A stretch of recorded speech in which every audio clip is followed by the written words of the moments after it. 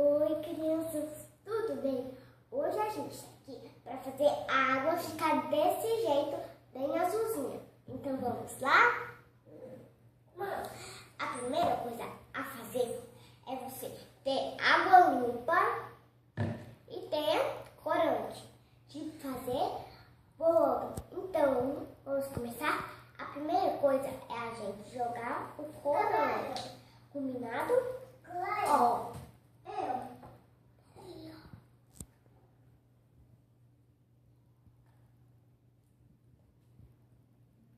Olha, tá vendo? Tem umas gotas que estão saindo.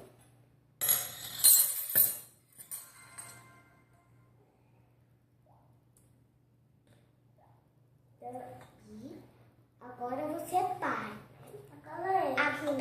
Agora vocês vamos misturar até a água ficar meio azul. Mas ela já tá ficando azul, né, gente? Olha como ela fica bem azulado. Mas esse daqui tá mais azulado, por causa que o corante já tava acabando. Daí eu quis colocar um pouco, né? Aí, já ficou pronto. Muito beautiful, galega. Ai, que lindo. Vamos ver como ficou. Kiara quer ajudar essa água. Deixa eu pegar.